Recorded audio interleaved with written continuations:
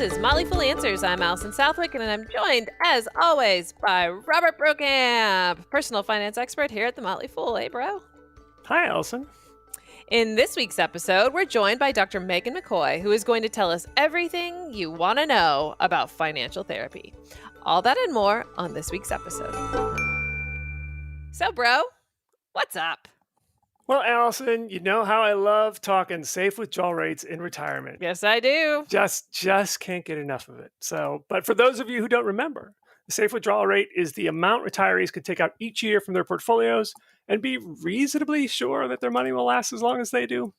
And most people know nowadays that the rule of thumb is 4%. And it's just not important for retirees. People who are working use this as a benchmark for determining when they've saved enough to retire. So if you read any blogs about the FIRE movement, FIRE standing for Financial Independence, Retire Early, you'll see plenty of discussion about the 4% rule. The rule was first revealed to the world in 1994 when financial planner Bill Bengen published the results of his study, which found that 4% was the amount you could withdraw in the first year of retirement, adjust that dollar amount for inflation for each subsequent annual withdrawal, and a portfolio that was 50% large cap US stocks and 50% intermediate treasuries would not run out of money for at least 30 years. His findings were confirmed a few years later by the so-called Trinity study, since it was published by 3 professors at Trinity University in Texas. And 4% is basically remained fixed as the rule of thumb for individual investors, as well as professional financial advisors. I've heard many professional financial advisors use 4% as their baseline advice. That said, in 2006, Bill Bengen published a book in which he increased the safe withdrawal rate, which he calls, by the way, the Safe Max. He increased it from 4% to 4.5%, mostly due to including small cap stocks into the retiree portfolio. So it's 50% bonds, 30% large caps, 20% small caps. And he has stuck by that 4.5% ever since, until now.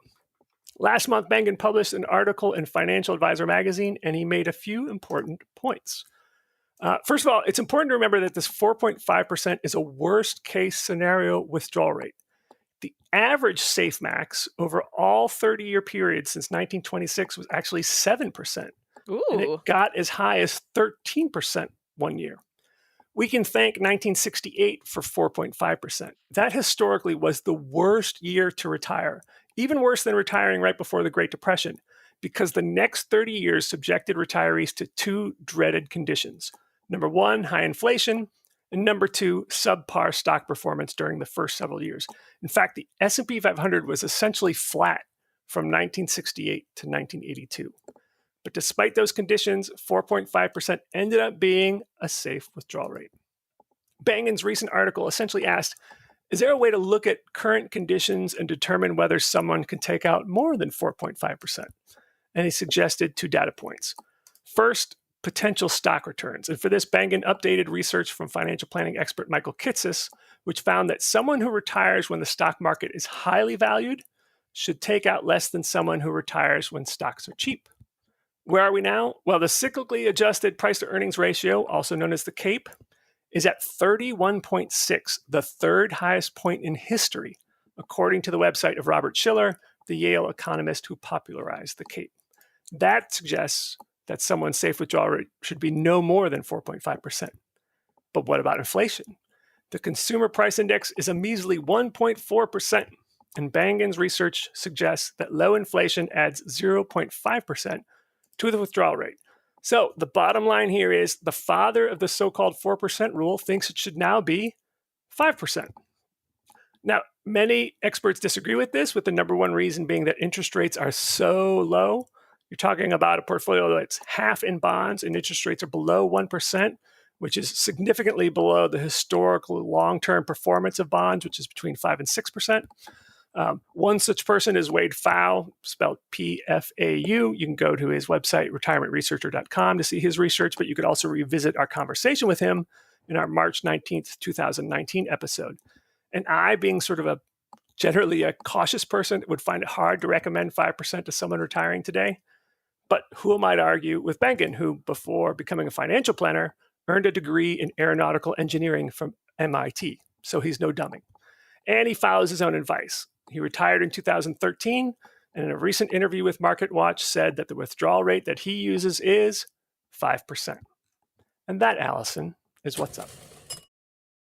Today's episode of Motley Fool Answers is going to be a full live interview that I had with Dr. Megan McCoy, one of my former professors, while I was earning my graduate certificate in financial therapy. I hope you all enjoy it. So I've been at the Fool for 21 years, and I was a financial advisor for a couple of years before that. And one thing I've learned is that financial decisions are often emotional decisions. And like many investors, I've tried over the years to sort of learn more about the feelings behind the finances. And I stumbled across something called financial therapy. I eventually earned a graduate certificate in financial therapy from Kansas State and had the pleasure of taking a class taught by our next guest. Dr. Megan McCoy is the director of the master's program in personal financial planning at Kansas State, is on the board of the Financial Therapy Association, and is a licensed marriage and family therapist. Dr. McCoy, welcome to Motley Fool Live. Hi, thanks for having me. It's so good to see you again. I know. And no assigned readings for you. Thank you. Although I always enjoyed it. So let's jump straight into the topic here. What is financial therapy? So as you mentioned, I am a marriage and family therapist, and that is a little bit of the backstory between financial therapy. In 2008, John Brable, Christy Archuleta, Sonia Luter-Britt, Dottie Durbin all came together and invited financial professionals and mental health professionals together. And they said, what can we learn from each other? There is such an intersection between financial well-being and overall well-being that we need to be talking more. And so financial therapy's origin story was really adapting what we know about mental health to financial planning services to do financial therapy and then financial planning done right.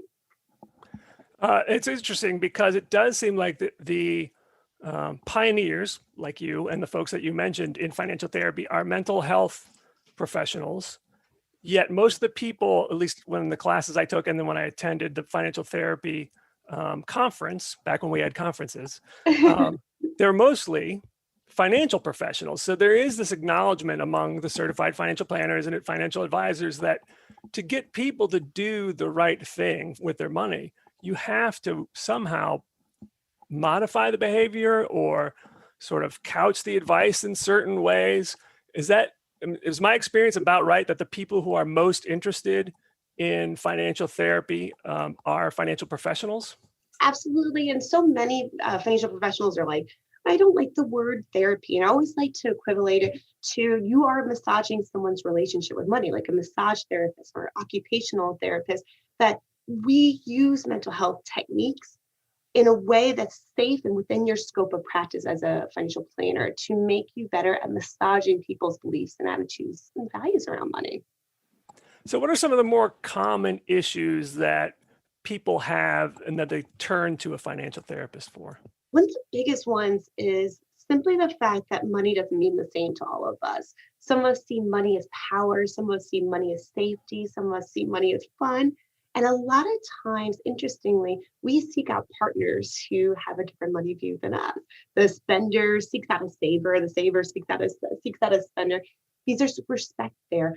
But because our views of money are so vastly different, when we have a conflict around money, we're like two ships passing the night. We're not even talking about the same thing. I'm talking about power, you're talking about safety. And how do we get on the same page when we're not even talking about the same thing? So that's a big one we see. Any other ones? I mean, the ones that come to mind for me, obviously, as the sort of the retirement expert here at the Motley Fool, is people who aren't saving enough. And generally, if you're not saving enough, it might be because you're spending too much, might be because you're gambling, might be you're doing something suboptimal with your money. Right. And some of it, like you said, can be more pathology, like gambling or compulsive spending. But a lot of it is just like non-intentional spending or not privileging and focusing on putting your money where your values are, changing it as you're not budgeting or dieting. You are intentionally spending money in the areas that are going to make you happy and not doing in the areas that don't make you happy. So that's a very big one.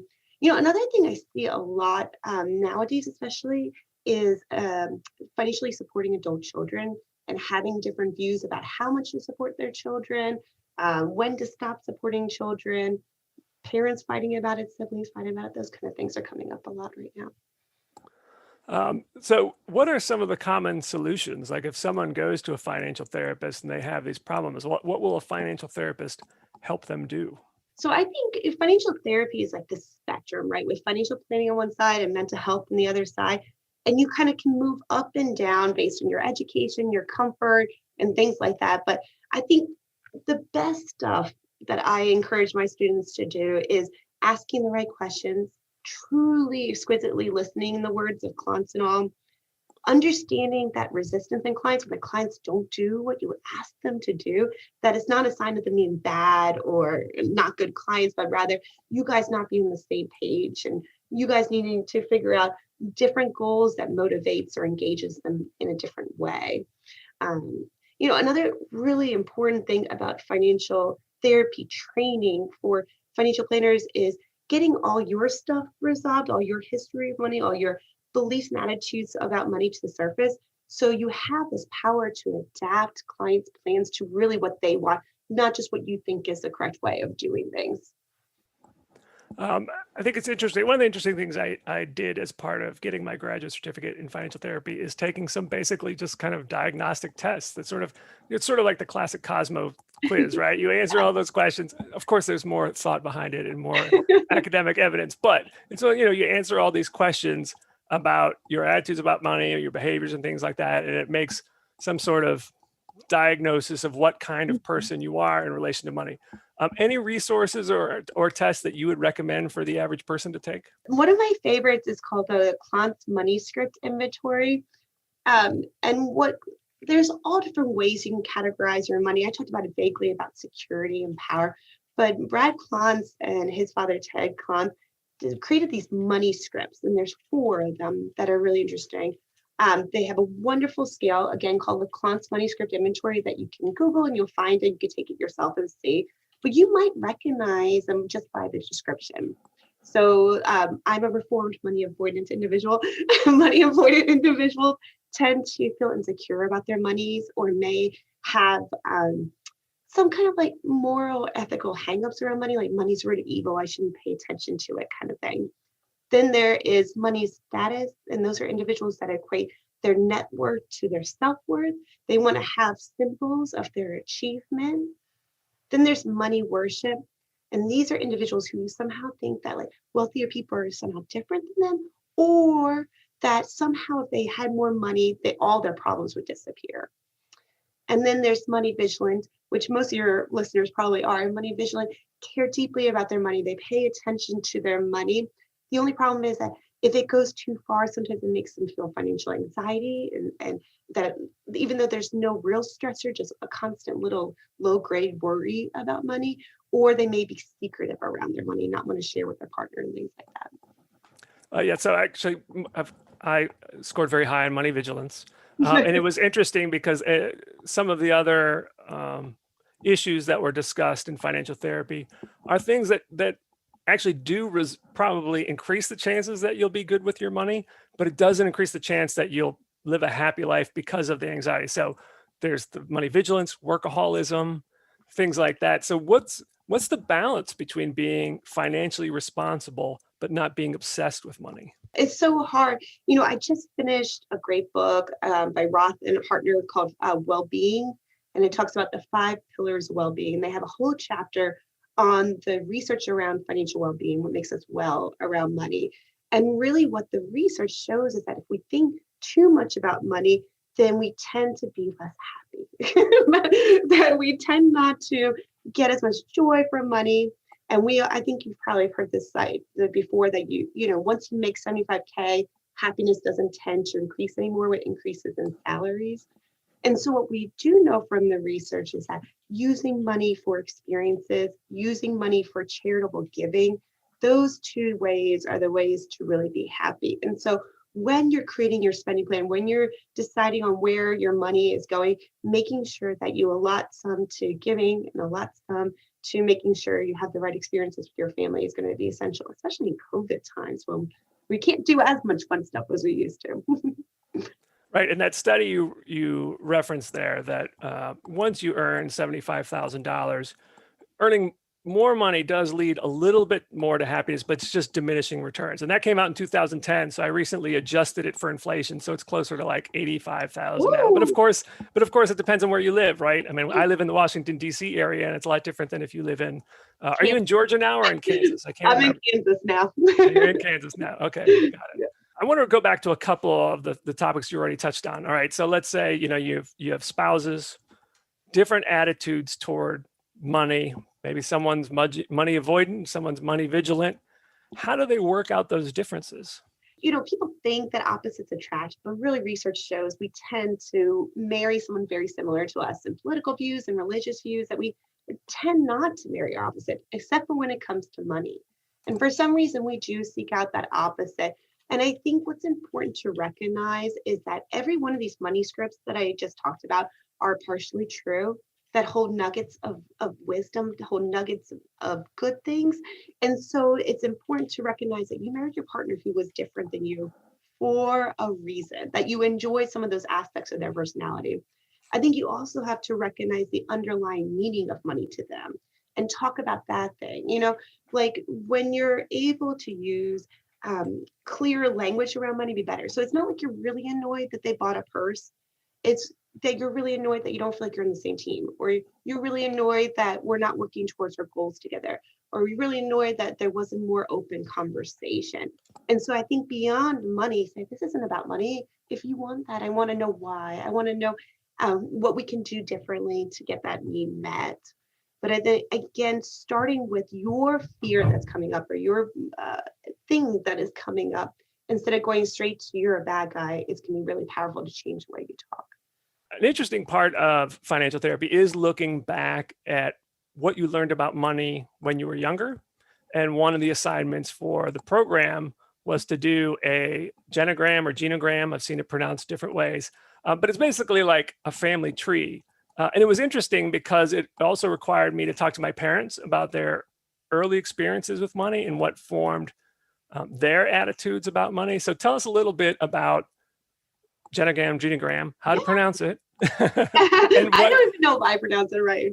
But yeah, genograms are really, like you said, a family tree, but you can map anything on it. So there was two amazing estate planners, Gallows was their last name, that created this idea of let's do money genograms. Let's talk about where these money beliefs came from. Let's talk about the big money moments that might have shaped our family's way of interacting with money.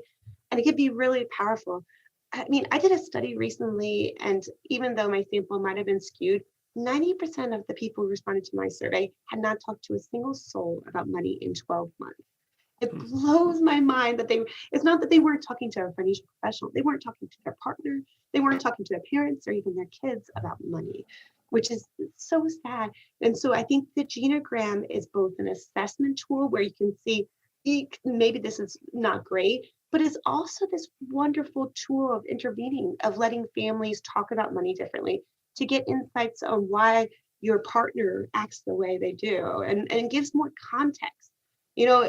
There's a funny cognitive bias we all have. It's called the actor observer bias, that when somebody does something bad, we automatically apply it to their personality, right? Like they're tailgating because they're a jerk.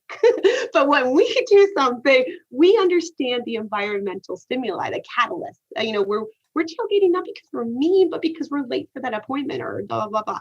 And we do the same thing with our partners. When they do something we're not happy with, we attribute it to their personality without seeing all the catalysts that cause the behavior. So I think genograms kind of give you that catalyst insight. I think it is helpful too to know your spouse's or your partner's family history, because like you said earlier, it helps you frame the differences in a different way.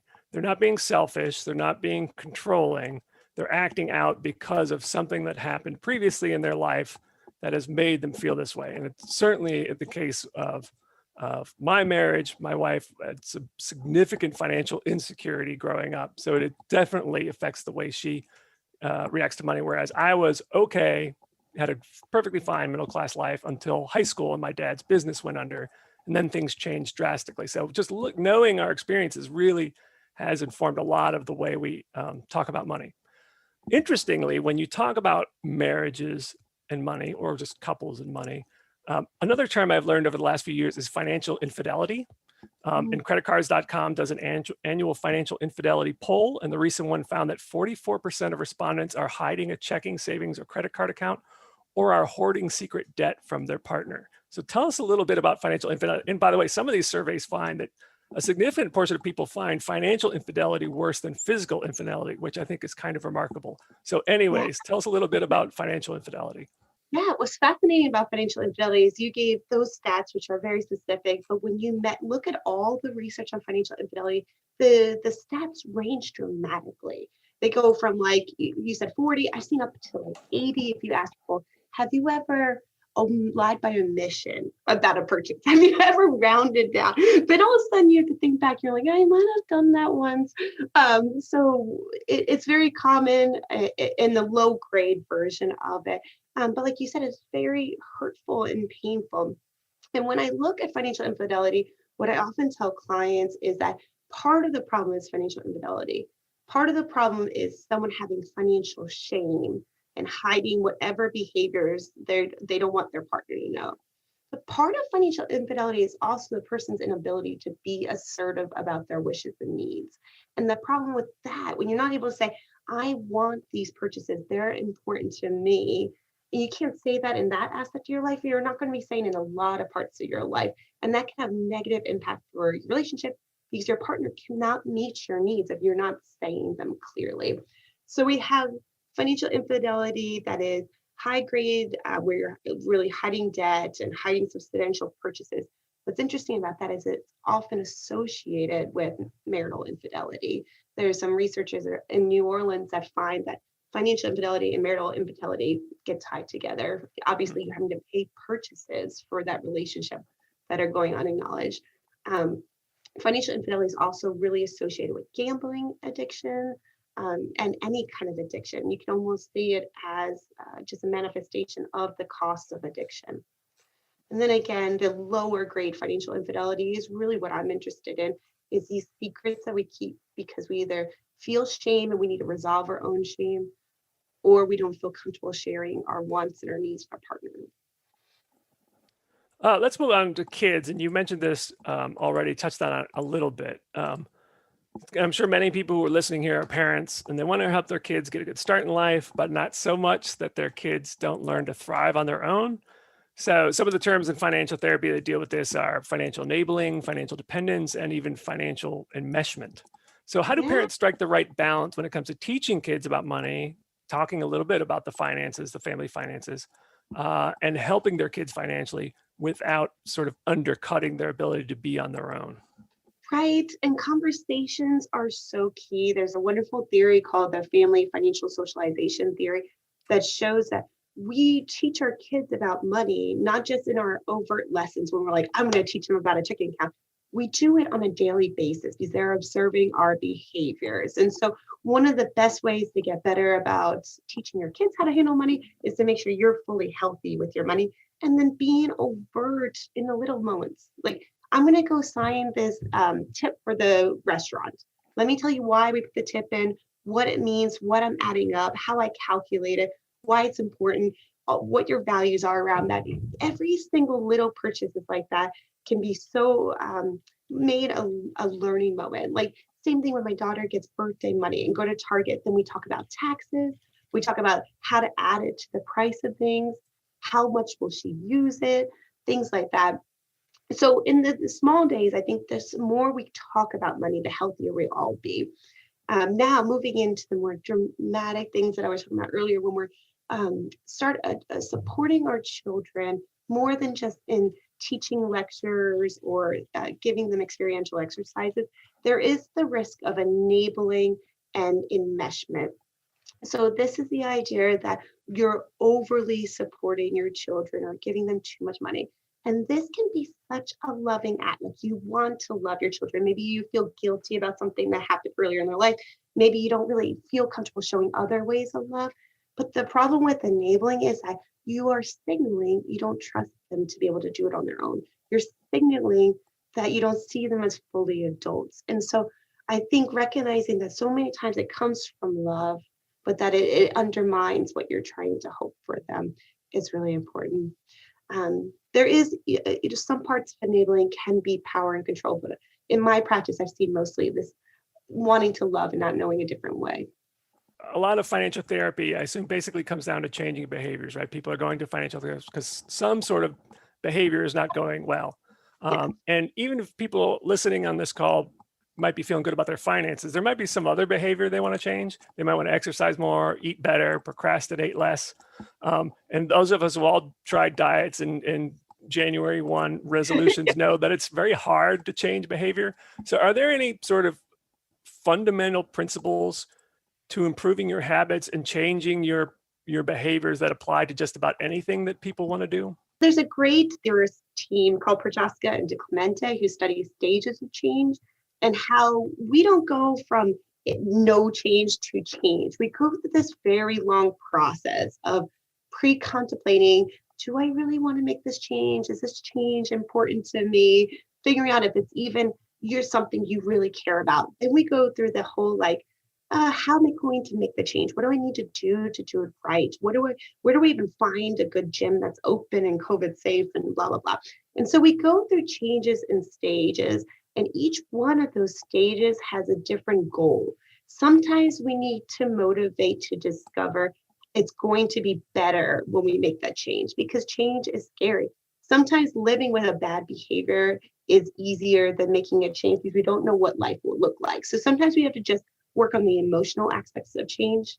And then other times we have to make the actual game planning of the exterior, what do I need to do to accomplish these changes? And it's important to recognize both aspects are really important. I finished BJ Fogg's Tiny Habits recently. Such a fan of the idea of making those little steps. I do think those little steps have a ripple effect. So people listening might be thinking, okay, I've got my act together, but listening to these various issues, I can think of family members or friends who are struggling with some sort of, shall we say, suboptimal financial behaviors. What's the best way to help people who are not doing maybe as well as they could be with their finances? One of the first steps is really seeking to understand. You have to realize whatever behavior that looks inappropriate by that person makes sense to them for some reason. It is functioning for them. It's serving a purpose. I always think about the when I was younger, I smoked for a little bit, which is terrible. But what I realized is that the smoking served a purpose because it would make me go outside, it made me sit down, it would make me breathe deeply, and made me stop. And so the same thing, something so bad served a purpose. So when you look at a family member or a friend, or even yourself doing something that just feels why are you doing that? Think about the purposes it serves and try to understand that before you make any changes. Because you might need to find a totally weird intervention, or it might not be time to change it. Maybe some other things need to change before they can do it. I think other suggestions is recommending the book Mind Over Money by Brad Klontz and Ted Klontz. It's a very easy way to understand the basics to financial therapy, the basics, attitudes, beliefs, and so on that may be impacting your work for money. So that would be my first two steps. And then the third step would be maybe recommending a financial therapist. There was a great study done by UGA recently that found that especially men who tend to have a higher resistance to the word therapy were much more comfortable going to a financial therapist than a mental health professional. Even though half of the financial therapists are mental health professionals, that word made it easier for men to be open to the process and easier for people to make the referral to it. And you can find a therapist locator on the Financial Therapy Association's page. That was my next question here. We're coming up here on the last few minutes. So how does someone find a financial therapist? You just said you can go to the website of the Financial Therapy Association, look up by Dane or NIAM or by state. It is a new profession. So you will get to, there are many states that don't have any financial therapist yet. So what is the deal these days with working with someone in another state? And sort of basically understanding the difference between, are you going to get financial advice or are you going to get sort of more traditional mental health counseling? So the way, I like the second question. So the way to differentiate the financial therapists that are going to be heavier on that financial planning spectrum versus the the family therapy, mental health side of things, is to really look at their secondary designation. Like, are they CFP or LMFT? You kind of know where they're going to fall on the spectrum. So LMFT stands for Licensed Marriage and Family Therapist. Okay. They could also be LPCs, which are licensed professional counselors, or LCSWs, which are licensed clinical social workers. We're all really, really close. There's like small nuance differences, but they're pretty much all in the same boat. Or they could have the CFP or AFC marks to be on more on the financial side. And then usually mental health professionals cannot work out of the states that they're licensed in, meaning that the client has to physically be present in the state that they're zooming in from. But luckily, with COVID, all the states have promised each other reciprocity. So a lot of the mental health professionals are being able to work across state lines. So if you want someone on that spectrum, they probably can see you via Zoom anyway. We did receive a couple of questions. We're coming up on the end of our session here, but I'll ask them. Maybe you have a quick response. One was, at what age would you recommend talking to children about finances? Should one start? Is there an age where kids are too young? Well, I think just making money fun and not scary and not secretive can happen any day. My daughter the other day asked me at 5, how much do I make? How much money do I have? And I was like, what does that question even mean? And my initial reaction was like, shh, don't talk about that. But then we had such a nice conversation about savings, charitable giving, and spending behavior. So at every age, I think it could be appropriate to make it something like not scary, not shameful to talk about. All right, so I'm not sure I understand this, but maybe you will. So the question is, I am ready to spend while my wife is more frugal. We agreed she will be the frugality master, pushing against us spending. What do you think about that? So I think that I believe couples have their own sense and they do what works. So if it's working, keep on going. I think that I would love for you both to be engaged in the financial goals and both of you guys being like, yeah, I do care so much about our goals of A, B, and C that I wanted to be the frugality master too. And that might mean that you guys need more short-term goals, that maybe your financial goals are too far ahead and they're not focused on what you care about. And so maybe adding some financial goals that are more short-term, like, I don't know, a fun vacation in 2 years or something like that, to make it more fun for you to save as well. So the final question. So today we're asking each guest for 1 or 2 tips on how to handle the upcoming election and uncertainty. So do you have any suggestions, maybe any tips for interacting with friends and relatives with different viewpoints? Yeah. The biggest tip I have with interacting with family and friends with different viewpoints is really, again, seeking to understand. I think right now we're all very kind of cemented in our views. And so it goes straight to argument instead of, I want to know more about what you care about, what you value, and what you think the representative you're electing will serve, because I want to know what you're worried about. Because I think the reason we're getting so fervent is that all of our shared anxiety is going up. And so recognizing they're voting for that person because they're scared of something. What are they scared of? And focusing on that rather than anything you disagree with can be a good advice. Well, thank you, Dr. McCoy. This was great to have you on the show. And I certainly hope to see you again at some future conference when we have conferences again. Thanks for having me. Have a good one. Well, that's the show. It's edited electorally by Rick Engdahl. Our email is answers@fool.com. For Robert Brokamp, I'm Allison Southwick. Stay foolish, everybody.